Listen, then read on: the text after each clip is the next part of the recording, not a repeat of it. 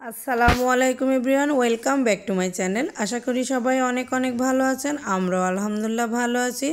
নতুন আর একটা রেসিপি নিয়ে চলে আসলাম আপনাদের মাঝে। আশা করি আমার আজকের রেসিপিটা ভালো লাগবে, আর ভালো লাগলে লাইক কমেন্ট শেয়ার করবেন ফ্যামিলি এবং ফ্রেন্ডের সাথে। আমাদের আজকের রেসিপি হলো সিঙ্গাড়া। চলুন তাহলে দেখে আসা যাক। এখানে একটা কাচের বড় সাইজের বোল নিয়ে নিয়েছি, তার মধ্যে একটা স্ট্রেনার নিয়ে নিয়েছি, আর এখানে আমি 6 কাপ পরিমাণ ময়দা নিয়ে নিয়েছি।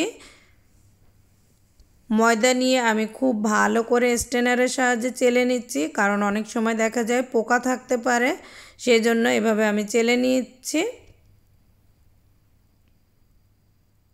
তো আমার চেলে নেওয়া হয়ে গেছে আলহামদুলিল্লাহ, এর মধ্যে কোনো ময়লা নাই। তো ময়দার মধ্যে আমি দিয়ে দিলাম 1 টেবিল চামচ পরিমাণ কালো জিরা আর হাফ কাপ পরিমাণ তেল, আর দিয়ে দিলাম পরিমাণ মতো লবণ। দিয়ে আমি হাতের সাহায্যে খুব ভালো করে এই যে ঘষে ঘষে মিক্স করে নিচ্ছি। তো আমার মিক্স করে নেওয়া হয়ে গেছে। আমি একটা দলা পাকায় দেখছি যে আমার ডোটা মাখানোর মতো হয়েছে কিনা। তো রেডি হয়ে গেছে আমার ডোটা মাখানোর মতো। তো এখন আমি এখানে অল্প অল্প করে পানি দিয়ে হাত দিয়ে খুব ভালো করে মিক্স করে ডোটা রেডি করে নিব। আর সিঙ্গারার ডোটা কিন্তু হালকা একটু শক্ত হয়, আর চেষ্টা করবেন অল্প অল্প পানি দিয়ে ডোটা রেডি করে নিতে। আর সিঙ্গারার ডোটা কিন্তু একদমই নরম করা যাবে না।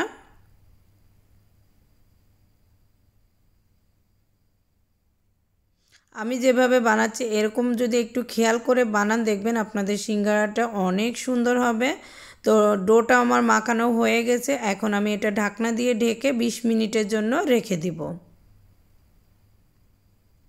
তো 20 মিনিট হয়ে গেছে। এখন আমি একটু দেখতে পাচ্ছেন আঙ্গুল বসে গেছে আর একদম পারফেক্ট হয়েছে। তার মধ্যে আমি হাতটাও ক্লিন করে নিয়েছিলাম। এখন একটা সাইডে রেখে দিচ্ছি। রেখে দিয়ে আমি এই যে এখানে আলুর পুরটাও বানাই নিয়েছিলাম। এখানে আমি 1 কেজির আলু দিয়ে পুরটা রেডি করে নিয়েছিলাম। আমি এখন ডো থেকে অল্প অল্প করে নিয়ে রুটি বানাই নিব। আর আজকে আমি মিডিয়াম সাইজের সিঙ্গাড়া বানাই নিব। তো ছোট ছোট করে রুটি বানাই নিয়ে আমি মাঝখান থেকে কেটে নিব। আর তার এভাবে কেটে নিয়ে অল্প একটু করে শুকনা ময়দা ছিটায় দিয়ে এভাবে রেখে দিলে কিন্তু সব রুটিগুলো একবারে বানাই নিয়ে সিঙ্গাড়াটা বানাইলে খুবই সহজ হয় আর অল্প সময়ের মধ্যে বানানো হয়ে যায়। তো আমার রুটিগুলো বানানো হয়ে গেছে, মাঝখান থেকে সব কেটে নিয়েছি। তারপরে এখানে আমি পুর দিয়ে খুব সুন্দর করে সিঙ্গাড়াগুলো বানাই নিচ্ছি। আর এখানে একটা বাটিতে পানি নিয়ে নিয়েছি, নিয়ে আমি পানিটা লাগাই সিল করে দিচ্ছি। আর আজকে আমি দোকানের মতো করে ছোট ছোট করেই সিঙ্গাড়াটা রেডি করে নিব।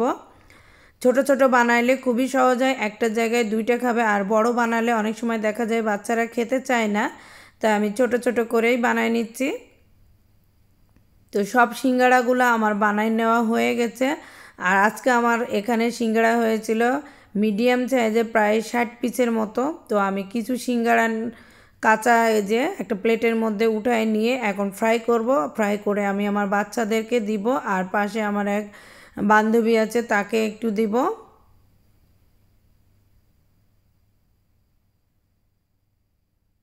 তো এই যে আমার ফ্রাই করে নেওয়া হয়ে গেছে,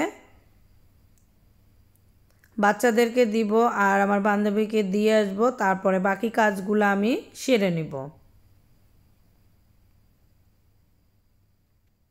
তো আমি এই যে বাকি সিঙ্গাড়াগুলো হাফ ফ্রাই করে নেব। আর হাফ ফ্রাই করে রেখে দেওয়া যায় প্রায় 1 থেকে 2 মাসের মতো।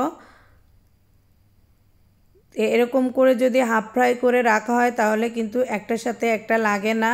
তারপরে যখন তখন বের করে এটা ফ্রাই করে মেহমানদারি করা যায়। আবার এটা কিন্তু বিকালের নাস্তা হিসাবেও খাওয়া যায়। আর এটা খেতে কিন্তু ভীষণ ভালো লাগে।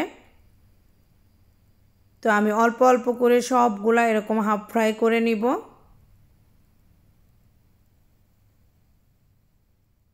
আর হাফ ফ্রাই করলে একটা বক্সে রাখা যায়। আর এরকম কাঁচা যদি রাখা হয় তাহলে ফ্রিজে আগে ঢুকায় রেখে জমাই নিতে হবে, তারপরে আবার বক্সে করে আলাদা আলাদা করে রাখতে হবে। তো আমার সবগুলা এই যে হাফ ফ্রাই করা হয়ে গেছে। এখন আমি ঠান্ডা হওয়া পর্যন্ত অপেক্ষা করব।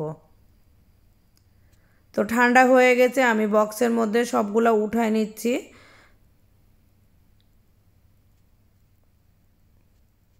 তো আমার রেসিপিটি কেমন লেগেছে, যদি ভালো লেগে থাকে একবার হলেও ফ্যামিলির জন্য ট্রাই করবেন।